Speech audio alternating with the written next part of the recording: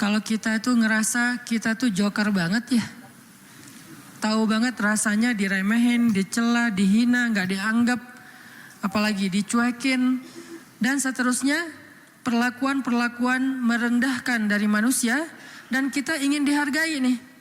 Kita pengen dimuliakan, kita pengen dianggap sama orang lain, sama teman kita, sama geng kita, sama masyarakat. Maka kata Nabi, wa arfa'iha fi darajatikum. Amal ini paling tinggi mengangkat derajat kalian. Sehingga siapa yang mengerjakan amal ini, maka insya Allah dia akan menjadi orang yang sangat mulia, orang yang sangat dihargai, orang yang sangat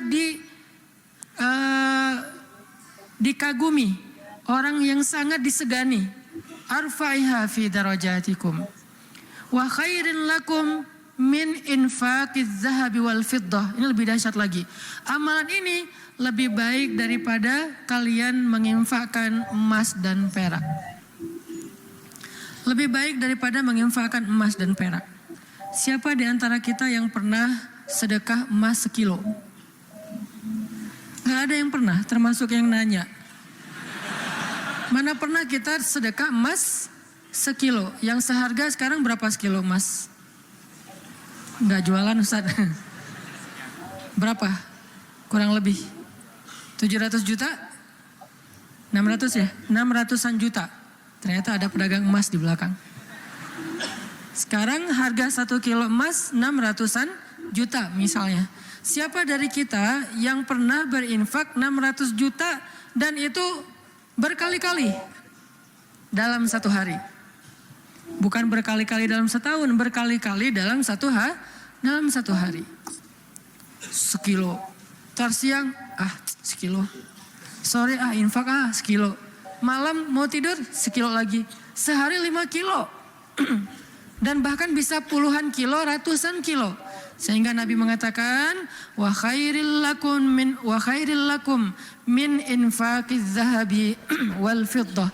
Lebih baik bagi kalian, bukan sama, lebih baik daripada berinfak dengan emas dan perak. Makanya Nabi mengatakan, khairi a'malikum, sebaik-baik amal, sebaik-baik perbuatan. Wa khairil lakum, ini ada yang lebih dahsyat lagi. Wa khairil lakum min antalqau aduwakum fatadribu a'naqahum wa yadribu a'naqakum. Lebih baik bagi kalian daripada kalian pergi berperang untuk menghadapi musuh-musuh kalian, menghadapi musuh-musuh Allah, menghadapi orang-orang yang kufar. Lebih baik daripada kalian berjihad, lalu kalian bertemu dengan musuh kalian, fatadribu a'naqahum, sehingga kalian menebas batang leher mereka, au yadribu a'naqahum, atau mereka yang akan menebas batang leher kalian. Apa maksudnya? Lebih baik daripada jihad dengan 2 kemungkinan. 1, menang dalam peperangan. 2, syahid dalam peperangan. Ternyata lebih baik daripada syahid, coba. Fatadribu a'naqahum wa yadribu a'naqakum. Kalian membunuh mereka atau mereka akan membunuh kalian. Ada 2 kemungkinan dalam peperangan kan. Kalau nggak menang seperti perang Badar, perang Ahzab, dan yang lain-lainnya. Atau kalian akan terbunuh dalam peperangan itu sebagai syuhada. Dan ini khairun, lebih baik daripada itu semua. Lebih baik daripada menang dalam peperangan jihad. Atau lebih baik daripada syahid dalam peperangan jihad. Lalu para sahabat langsung menjawab dengan serentak, bala ya Rasulullah. Tentu ya Rasulullah, amal apa ini? Kok dia bisa lebih baik dari semua perbuatan kami? Dia lebih disukai oleh Allah, dia lebih tinggi derajat bagi yang melakukannya, dia lebih berharga daripada emas dan perak, dia lebih berharga, lebih mulia daripada menang dalam medan jihad, bahkan dia lebih istimewa daripada syahid dalam peperangan membela agama Allah. Bala ya Rasul, tentu ya Rasul, apa amalan yang istimewa ini? Nabi mengatakan, zikrullahi ta'ala, zikir kepada Allah subhanahu wa ta'ala. Ternyata sebegitu gampangnya. Sehingga Allah subhanahu wa ta'ala berkali-kali nanya kepada kita di surat Ar-Rahman, fabi ayyi ala'i rabbikuma tukadziban.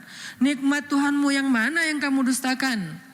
Allah udah memudahkan kalian dengan segala macam kebaikan untuk mendapatkan pahala, mendapatkan ridha Allah, mendapatkan ampunan Allah, yang puncaknya mendapatkan surga Allah Subhanahu wa taala. Udah banyak dan Allah mudahkan.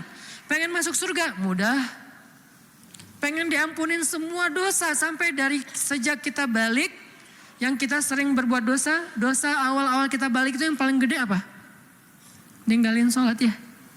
Karena kita baru sadar sholat kan akhir-akhir ini. Padahal kewajiban kita sholat itu udah di usia 10 tahun. Yang kata Nabi kalau nggak sholat disuruh pukul anak usia 10 tahun. Artinya ada ketegasan dalam pelaksanaan sholat di usia 10 tahun. Usia 11 tahun, 12 tahun kita masih kelas 5, kelas 6 SD. Kita sering banget ninggalin sholat. Gimana caranya sholat yang begitu besar pahala atau begitu besar dosanya kalau ditinggalkan bisa dihapuskan oleh Allah? Apakah kita harus jungkir balik sholat yang sebanyak-banyaknya? Nggak mudah bagi Allah. Ternyata semua kebaikan di sisi Allah itu Allah beri dengan cara mudah. Bahasanya Ar-Rahman, pemurah, dimurahin sama Allah. Allah murahin.